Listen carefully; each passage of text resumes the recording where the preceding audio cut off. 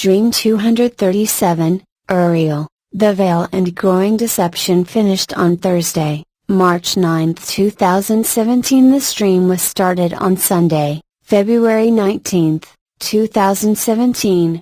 However, this dream took over 2 weeks, along with 5 separate visits, to finally complete. The last visit took place on Thursday, March 9, 2017. Received on Sunday, February 19, 2017, Visit 1. Communion Dream from last night. Dream 1 description begins. I was in a city by the water. While the city seemed like Chicago, Illinois, I was not really sure. Half of the city had been destroyed by something catastrophic. While it seemed like some sort of bomb or bombs had done this, I was again not really sure. The people in the city were walking around in shock. They were still trying to live and conduct business as per usual even though whole buildings had been completely destroyed. As I looked around, it seemed as if this was in late spring or early summer. I walked over to the water at the shores of what seemed to be the town of Evanston, Illinois, which is just north of Chicago. Only a few feet from the shore, the water was overgrown with gray ashen-colored bacteria and fungus. The water was unfit to drink or swim in. However, there was even more to this dream that I was not to write about. As this was also disturbing to see, I called out to the Lord. When is this, Lord? I saw a massive number, the 4th, written all in white, just as I woke up from the dream. D237 Pick 1 Dream 1 Description over. Received on Monday, February 20, 2017, Visit 2. Dream from last night. Dream 2 description begins. I was sitting in a 50s sock hop themed burger restaurant. The restaurant was above or in the same area as a bowling alley and seemed to be somehow joined to each other. As I looked around, I noticed that it was around 1 p.m. when a huge birthday party started to take place. Soon, someone I did not recognize rushed up to me excitedly. Person, oh gosh, Erin, you have to pick up your dress and be at the ceremony by 3 p.m. The person left before I had a chance to ask them what they meant by this, so I just continued to sit there having fun and talking to friends. I say friends as I somehow knew that these people were my friends even though I did not recognize anyone there. This time, one of my friends rushed up to me excitedly. Friend, Erin, do not forget to pick up your wedding gown. While I am not sure how, I suddenly knew what my friend and the other person were talking about. I smiled, laughed and nodded at my friend in agreement. I double-checked the time and knew that I still had no need to worry. However, just to be on the safe side, I decided to leave the bowling alley, restaurant to go over to the dress shop. I entered the shop and saw a gown labeled with my name on it hanging inside a clear dress bag. There was a woman there waiting for me and she handed me the dress bag. Woman, Erin, you had better hurry. I smiled and thanked her, but was still not worried about the time. As the dress had been pre-purchased, I took the dress bag with a gown inside and dashed out the door to head off to my wedding venue. I ran down some cobbled streets towards where I was supposed to go. Once I passed over a fairly hilly area, I finally arrived. There standing before me was a massive castle made of stone, a castle that could have easily come straight out of a Disney movie. As it was completely surrounded by deep ravines, the only one way to get inside this castle was by going down a long stone path with walls. I ran quickly down the stone path and soon arrived at the front door to the courtyard. A man and a woman were already there waiting to greet me. The woman motioned me for my dress and then carefully took it from me as I handed it to her. The man seemed quite excited. Man, Erin, you must hurry and come with me to prepare your flowers. It is almost time for the ceremony. The man then escorted me to a large reception room made of all stone walls and floors. As I looked around, I saw a massive square stone table. While I could not tell the dimensions exactly, the top of the table was easily 7 inches thick and each side about 12 to 14 feet wide. It would have easily weighed several tons. There were 2 massive stone vases sitting next to each other on the top of the table and near the center. The craftsmanship of these vases was simply beautiful. I noticed that these 2 identical vases had unusually wide openings at the top. "Man, now, Erin, walk around, pick up your flowers and put them in the vases." There were amazing flowers everywhere that I looked. However, what seemed quite odd to me was that these flowers only had their heads and no stems. As I looked closer at the flowers, I knew that they had to be heavenly in nature, as surely no flower on earth could possibly rival the beauty of these flowers. As I gathered up several of the flower heads into my arms, I decided to question the man as to how I was going to make an arrangement with flowers that had no stems. However, before my mouth could even speak any of the words, the man addressed my question. "Man," smiling. "Erin, just toss the heads into the vases. You must hurry as it is getting near time." I laughed and did exactly as he instructed me to. The vessels were so massive, so large and so deep that I knew that I would not be able to fill these vases. To make this task even more challenging, I was not tall enough to see the flowers inside. As I must have looked quite confused and concerned at all of this, the man started to encourage me. "Man," laughing. "Do not worry, Erin. Now, come on, it is almost time." As he hurried me towards the door, I saw a beautiful woman standing there.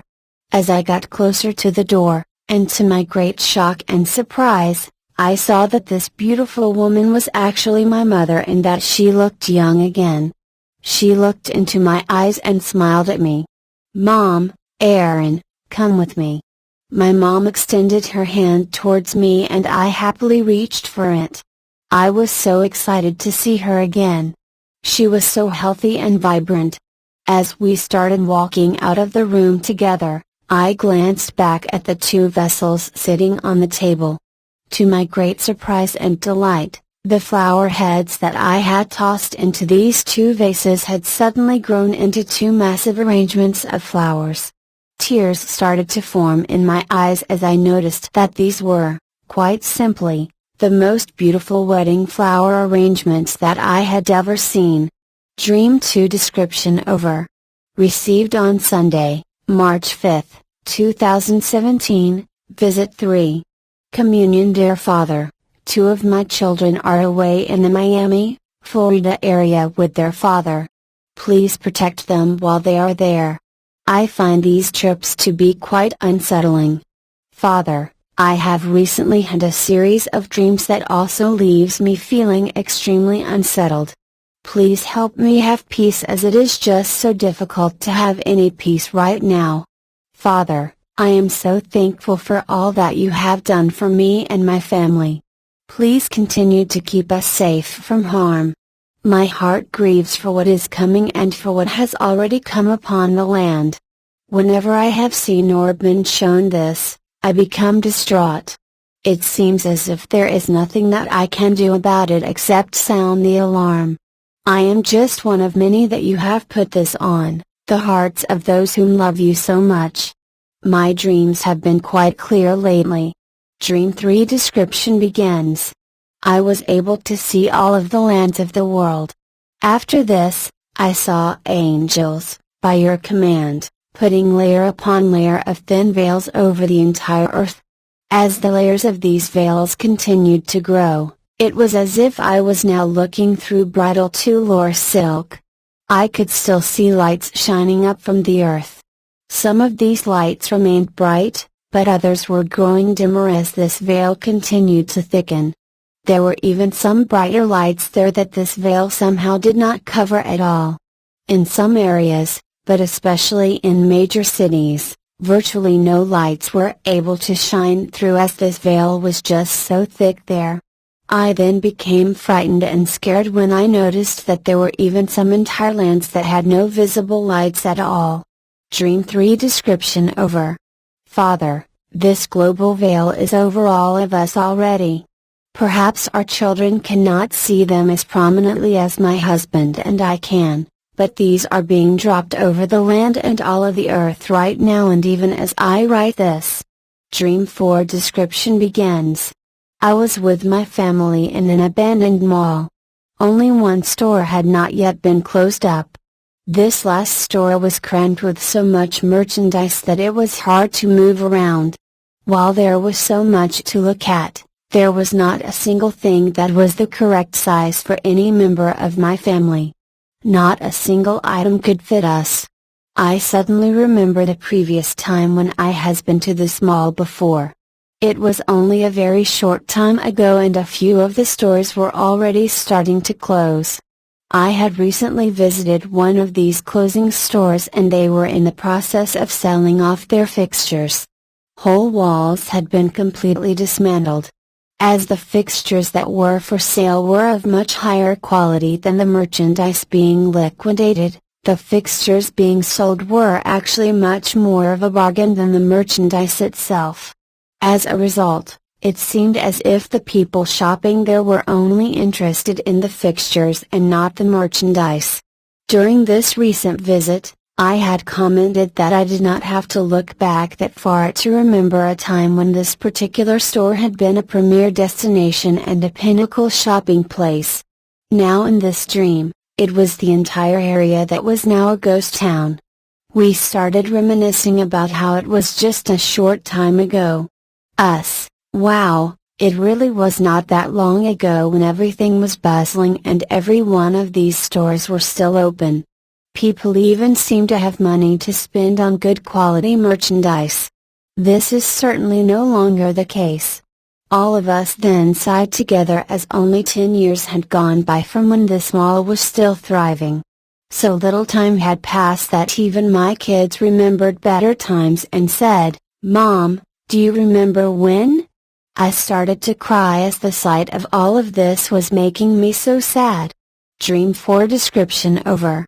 Oh Father, the times are changing so fast and all that we know is quickly disappearing right in front of our eyes. Even places that were once bastions of free speech are now corrupt and slanted towards everything evil. I was recently reminded of a time when I was growing up in Berkeley, California. This was in the late 60s and early 70s and just before my mom moved us out to Idaho.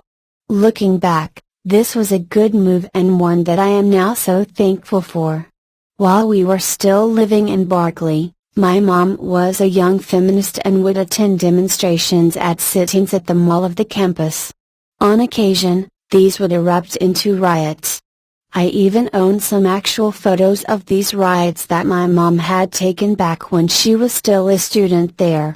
My mom had been fighting alongside others for the right to free speech, the right to speak freely and not be ostracized for your opinion. They were fighting for our right to voice an opinion no matter which side you were on. As you may have gathered by now, this meant that I was brought up in a liberal home. However, being liberal has since evolved and not in a good way. Back then, I was taught by my mother to be accepting of those who have differing opinions. We were to learn from others' platforms, even if we did not agree with them. We were then to use this information to strengthen our own voices. I also learned from my mom that we were to be respectful while doing this. As my mom became older, she became less accepting of others' opinions, but still loved a good debate. With this as background, I learned from her to formulate my own opinions based on trying to weigh all sides of the debate evenly. When I would watch my mom argue with someone, I often saw people getting so stuck in their opinions that they simply could not see any other side but their own.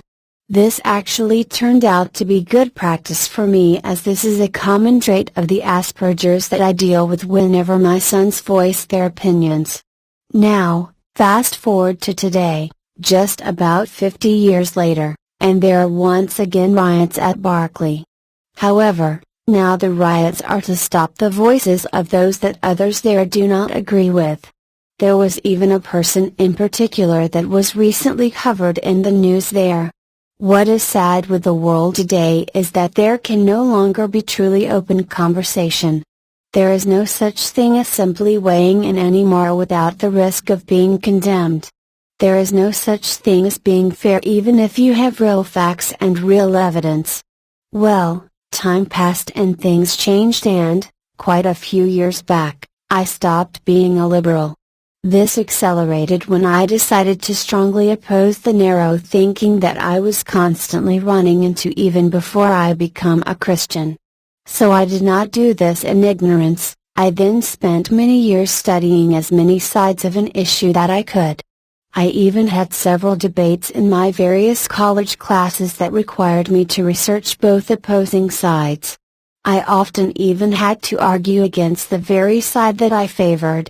When I later became a Christian, the Lord gave me further gifts in this area and huge ones at that. Quite simply, He completely changed the paradigm in my thinking and somehow gave me the ability to hear a person's story without prematurely judging them. I would find out what a person had been taught and what they had experienced in order to understand why they feel as they do. While I would not always agree with them, and even most of the time I did not, this then allowed me to understand their path that led them to where they now were. I am thankful for this as it gives me compassion for others' positions even when I do not agree with them. Some of my best friends from the past are quite different from me, especially in the area of Christianity. However, Jesus has made me realize that I may be their only example of Jesus in their lives and I needed to reflect Him in my actions. Now, it is important to stress that I do not believe myself to be more holy than anyone. The point to all of this is just that I have learned to be patient and to still love someone even when it is really hard to at times. While also extremely tough at times, I have also learned to hold my ground even when someone is trying to blame God for all of their issues. Whenever this happens, rather than quickly react defensively, I now instead pray to God silently. Me, oh Lord, oh no, here it comes. Please take my words over. Please take over my words, Jesus, because I would personally like to bring down curses from my lips. I know your ways are higher than mine, so please help me here. I am smiling as I write this as I am truly grateful that Jesus then enters into our conversation. This usually all starts with me asking this person a lot of questions. As I do, they usually start spilling out all kinds of contradictions to God's truth, or really, to any truth at all.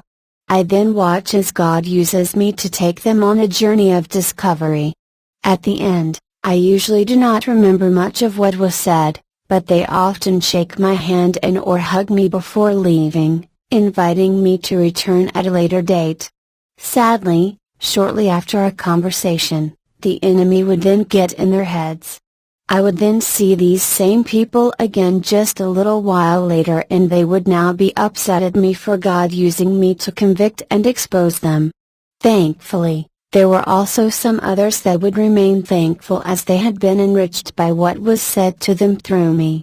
However, this was quite rare and it seems that, most of the time, these people would instead usually become quite upset and curse me once they realized that God had schooled them through me.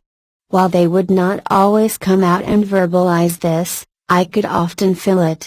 Either way, I just know that this was not me, but rather God speaking through me. Since being married, my husband has witnessed this happening to me over and over. He always seems to quickly pick up when it is God working through me because he says that I use a greater skill in conflict resolution and patience than I usually am able to, smiles. God's assistance in all of this is obviously necessary for me as, just this last week, I have been given a series of dreams about various groups of people I am being called to help in the future that I simply just do not like. Though this has been very difficult, I realize that this is God's decision and no longer mine. I now realize that I simply cannot pick and choose of my own accord and then later whine to God, "Why do you not use me? Have I not surrendered all to you?" Quite simply, we cannot have it both ways. I have discovered the hard way that surrender means speaking from a true heart statement when speaking with God. We cannot lie to God or ourselves when we do this. We must go where He takes us even if we then find ourselves in the middle of a firestorm. When this happens, I often find myself saying, while I have no desire to go here or there, "Father, I surrender myself for your purposes." While this is easy for me to say, it is still hard to actually follow. I find it particularly challenging these days as my heart now surrenders to God, but my body is no longer fit and able. I am often in pain and my energy levels are low, especially compared to how I used to be. Quite simply, I will still need a major rework by God to make me even able to travel anywhere again. Father, what irony! When I was healthy and young, my heart was not ready. Now that my heart is ready, my body is weak and I am old. The world has turned away from you, God, and if I speak about my love for you in public, I am no longer even free to say your name. I need your help, but now more than ever. Jesus, Erin, come up. I was on God's mountain and the sun was warm on my skin. I saw His beautiful lake with the fountains over to my right. The grass was green and lush and I could smell fragrant blossoms everywhere. I decided to walk over and lie down in the grass under a heavenly version of a weeping willow. As I lay there, I started to reminisce about being a child again, safe in my grandparents' backyard. When I was at my grandparents' house, I would lie in the grass there and simply look up at the clouds. There was no technology and no distractions, just warmth, smells and the wonderment of being a child in a safe place. I did not worry about scary strangers, bad men, cancer, death, broken down cars or other things. Money issues did not affect me. At my grandparents', I played without any fears, all thanks to the peace at their house. Lord, I praise you for my grandparents. I pray that, one day, I will see them here in heaven. I feel in my spirit that they are already here waiting for me. This place in heaven feels like a great place to just be a kid again. While I did not know about heaven as a child, all of this here is just so much greater than of in my grandparents' place, so thank you. I smiled, closed my eyes to pray and accidentally drifted off. When I awoke, I looked up and there was Uriel smiling at me. I quickly jumped up excitedly and hugged him. I knew that Uriel had gone off to war, so I did not think that I would see him again until much later. Me, where have you been? Are you okay? Uriel, smiling. I am glad to see you too, Erin. Come, I have something to show you. God has called me to give you this message. Uriel reached for my hand and gently squeezed. We were immediately at the overlook near God's courts. The earth was below us and the moon was orbiting up and to the right.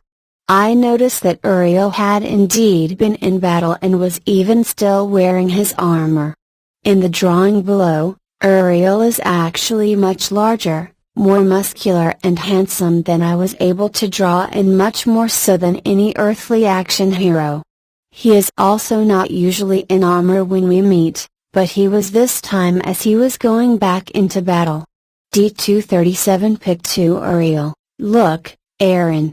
I looked back to where Uriel had pointed and saw before us the layers and layers of veil that were now over the earth. Uriel, what you are being shown are veils over both those who believe in God and those who do not. The brighter lights are those who, by faith, have cut through the veils of deception.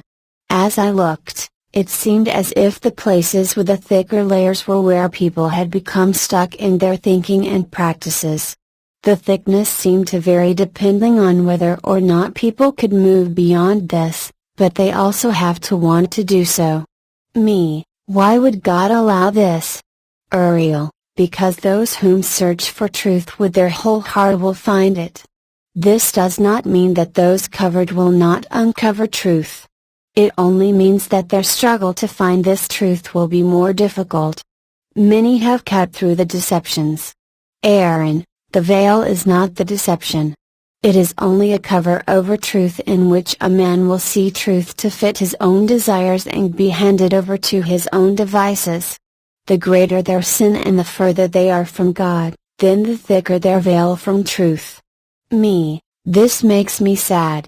Uriel, do not be. Time has accelerated. Evil accelerated almost 50 years ago. The battle lines have been drawn. Me, what will happen? Uriel, the rise of evil has come. Due to the veil, many now believe that they are defending the right cause, but they are not. Erin, the world accuses the wrong man and he is hated by the world. Does this mean that this person is the one? Me, no. He certainly does not fulfill the requirement of a person loved by the entire world at all.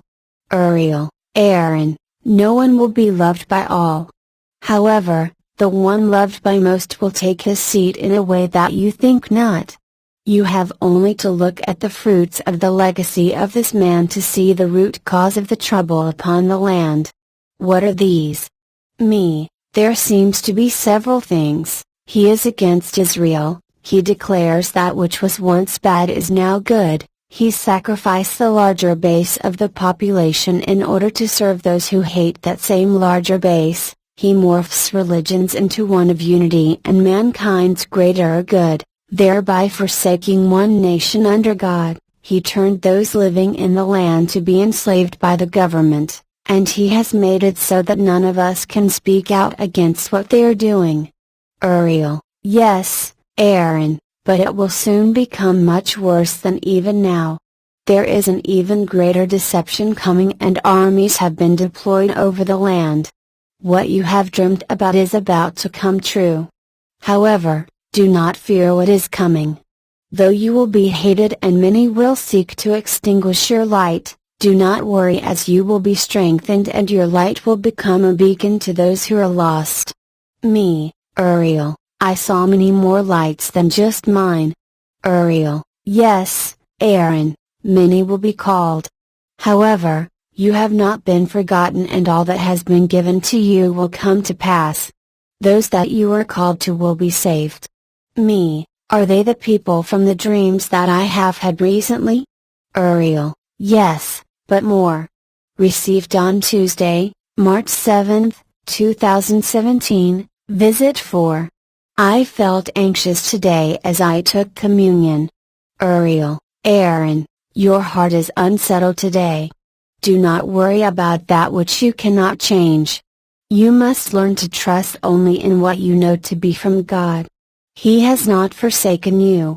Isaiah 45 and Psalm 17, 45, 46 and 91 are for you now. You have also been told to read Esther again. God has no plans to harm you. Me, I am sorry, Uriel, but I wake up in pain and look to God for His promises to come to pass. My pain just seems to be worsening right now. Uriel, He knows your need, Erin. Like all those who have gone before you, it is difficult to see the good in the midst of worsening conditions, especially pain. At that moment, I felt a prompting by the Lord to glance out of the vision and into our yard. I saw a mother deer and her baby walking together below me. Uriel, He knows all of your needs and is not surprised by your circumstances. Just know that, one day, you will have only to testify about His amazing works concerning you. Go to Isaiah 54 as He has something for you there. Erin, You will not see me again for a while as I must continue with God's commands. We are in an epic battle. Now, you are not to believe all that you read, see or hear in the media as only a partial story is being disclosed. As you have discerned, the father of lies controls both the land that you can see as well as the land that you cannot see. Me, do you mean the internet and the airwaves as well as the land itself? Uriel, yes. There has been a marked increase in activities for the purposes of tracking locations and recording other information. Whenever a letter is sent, a purchase is made or a map location is referenced, it is now being tracked. There is also a growing and popular trend to locate lost family members using blood. Me, oh, Uriel, I have now seen this being spoken about. Are people's DNA being used to do this? Uriel, yes, but this is also being used for much more. With this, they will be able to know a person's origins and that of their children. Me, since information is power, how can we avoid what is now upon us?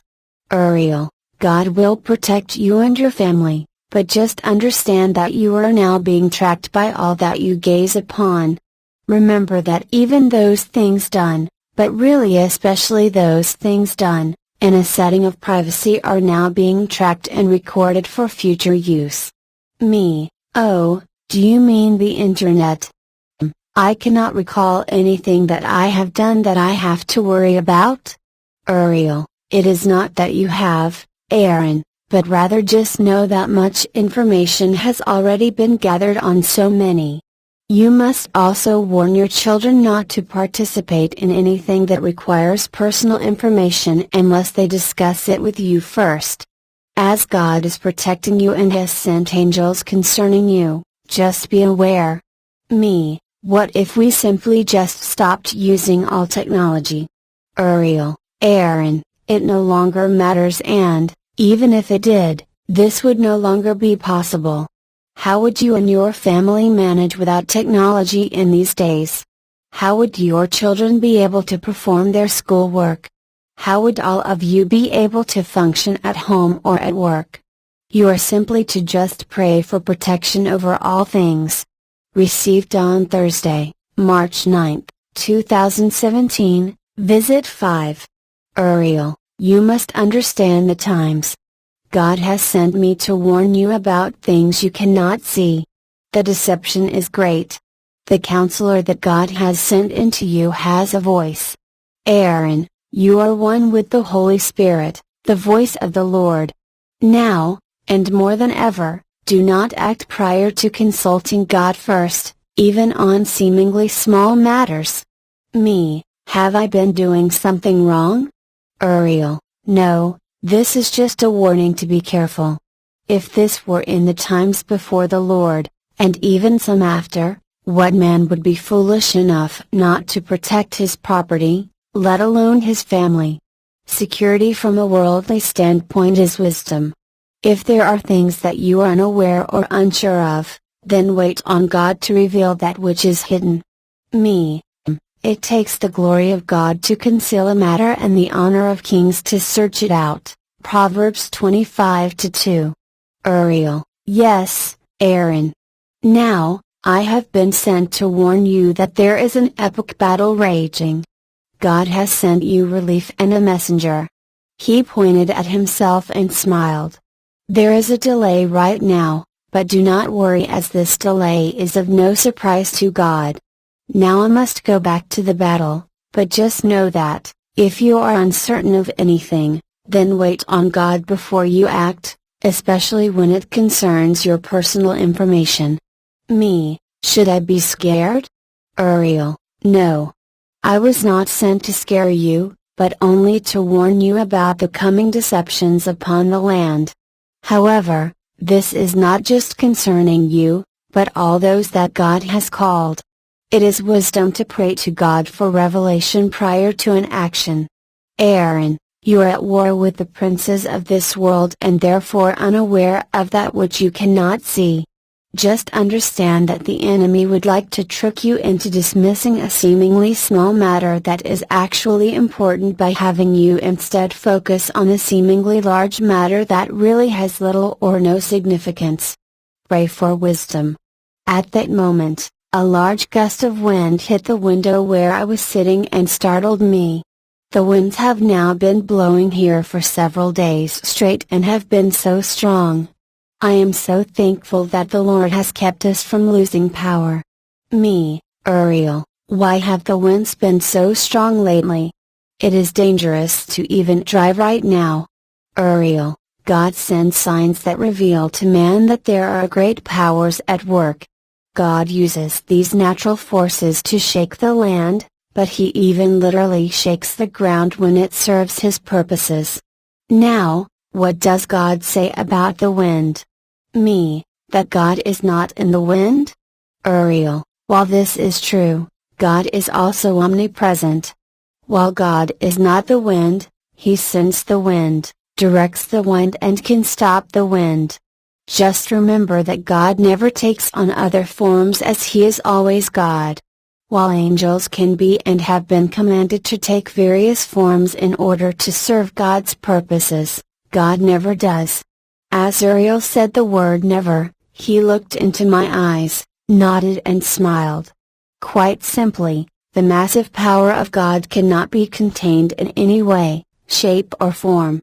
The people trembled before the power of the ark, yet it contained but just an infinitesimal fraction of God's power.